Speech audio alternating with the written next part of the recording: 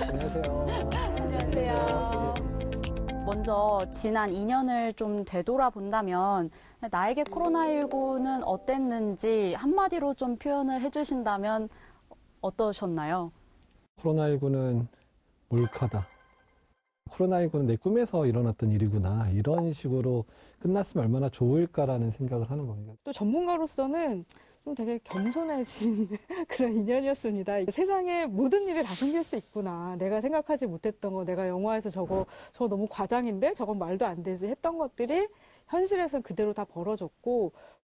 시소 게임인데 처음에 코로나 바이러스가 막 생겼을 때는 코로나로 우세했다가 그래도 저희가 뭐 역학조사도 하고 진단 자가격리도 격리도 하면서 그리고 거리두기 같은 걸 하면서 어느 정도 균형을 맞췄는데 그리고 이제 백신이 개발되면 우리가 이기겠구나 싶었는데 델타가 생겨가지고 다시 이쪽으로 되고 이제 먹는 치료제가 생기면 다시 또 이쪽으로 기우겠다 싶었는데 다시 또 오미크론이 생기고.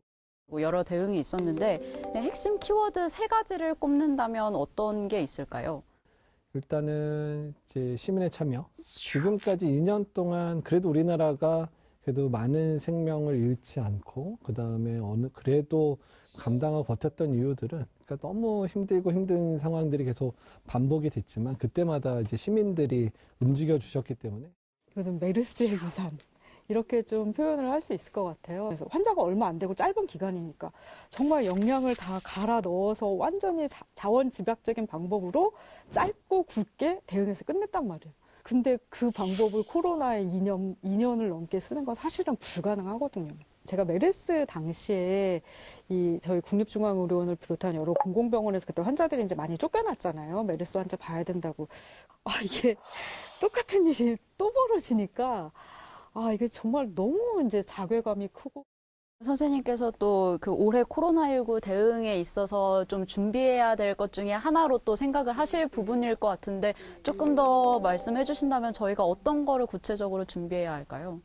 이제 환자가 뭐 10,000명, 20,000명, 30,000명 그렇게 안 됐으면 좋겠지만 다른 나라의 사례를 보면은 사실 저는 이거는 시간의 문제지 피할 수는 없다고 생각하거든요. 중환자 병상을 보전하기 위해서라도 이 가벼운 환자들, 집에서 할 수 있는 환자들은 충분히 지역사회로 내리고. 병원이나 의료원에서 외래를 받고 외래를 받았을 때 저는 뭐 집에서 치료를 받아도 괜찮겠다 아니 입원을 해야겠다 그러면 그 집 근처에 있는 병원에 입원을 하고 혹시 이제 중환자실로 가야 될 상황인데 우리 지역에 중환자가 없을 때만 이제 중앙에서 배정을 받아서 가는 형식으로.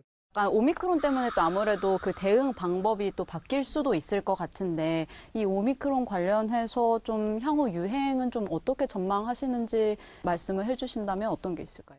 요새 제일 걱정이기도 한 거는 모든 모델링이 다 한 방향을 가리키고 있어요. 지금의 거리두기를 유지를 하더라도 최소 2월 중순에 10,000명, 2월 말에 2만 명에서 많게는 9만 명 정도의 확진자가 나올 거로 예상을 하고 있거든요.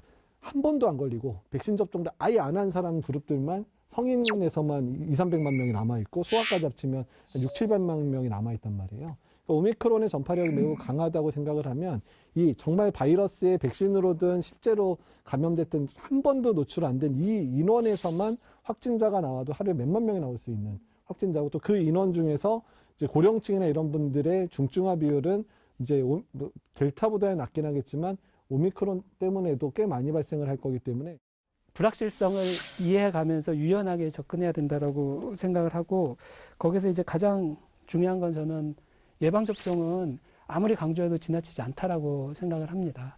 예방접종 관련해서 이제 한마디 보태고 싶은 게 가용한 현재 있는 가장 최선의 근거를 이용해서 판단을 내린다고 했을 때 일단은 예방접종이 가장 확실하고 어쨌든 우리가 믿을 수 있는 수단이기 때문에 맞아야 된다라고 얘기를 하면서도 그런 혹시라도 생길지 우리가 아는 부작용, 모르는 부작용에 대해서 전문가들도 모니터링하고 그거를 좀 찾아내기 위해서 노력하고 그래서 좀 주의 깊게 보자, 좀 회의적인 시각으로 이걸 비판적으로 보자라는 얘기를 원래 전문가들이 했었어야 되는데 전문가들 그런 자리를 다 빼앗겼어요. 왜냐하면은 너무 백신과 관련된 거짓 얘기들이 많이 들어오니까. 그러니까 정말 좋은 지적을 해주셨는데요. 방역 패스가 인권의 문제와 어떻든 방역의 문제 이 정도만 다뤄줘도 그냥 오케이 하겠는데 방역 패스가 무효화 된 이유가 백신이 효과가 떨어지니까 백신이 무효하니까 그래서 방역 패스 취소하자는 거야. 이런 식으로 언론이 언급을 하는 이런 세상이 우리나라가 펼쳐지고 있어서 사회 갈등이 좀 두드러지는 거에 대해서는 좀 어떻게 저희가 대응을 해 나갈 수 있다고 생각을 하시나요? 국가 주도의 방역과 뭐 개인 중심적인 방역과 어떤 공동체 중심적인 방역이 좀 세 개가 약간 구분해서 생각할 수 있을 것 같아요. 지금까지 방역은 국가주의적인 방역이 좀 많았다고 생각을 해요. 그러니까 시민들도 나라에 원하고 국가가 뭐 하느냐 너희들이 정해라 이렇게 하고 국가가 정하는 걸 따라하는 이런 거였는데 저는 이게 조금 더 공동체 쪽으로 옮겨가기를 일단 이론적으로는 그렇게 생각하는데 현실에서 이걸 어떻게 만들지는 저도 고민이 많이 되고 있습니다. 네.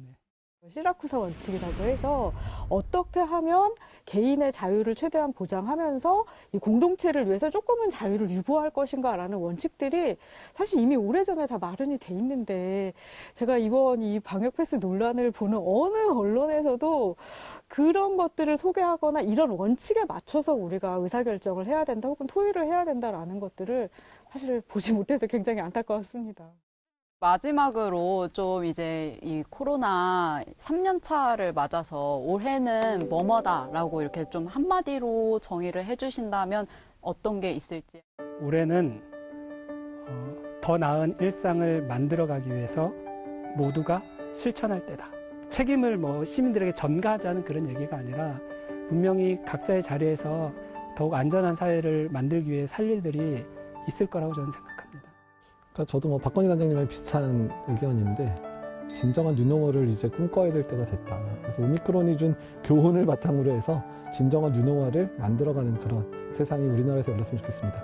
저는 이어달리기라고 생각을 했어요. 이게 우리가 시작할 때는 전력 질주하는 100m 달리기라고 생각을 했는데 이미 너무 많이 와버렸어요. 수십 킬로 와버렸고 앞으로 남은 길이 100km가 남았을지 200km가 남았을지 모르는데 좀 이어달리기를 해서 이거를 끝까지 이제 완주하는 그런 계획을 세우고 실제 이어달리기를 하는 그런 시기가 돼야 될 거라는 생각이 듭니다.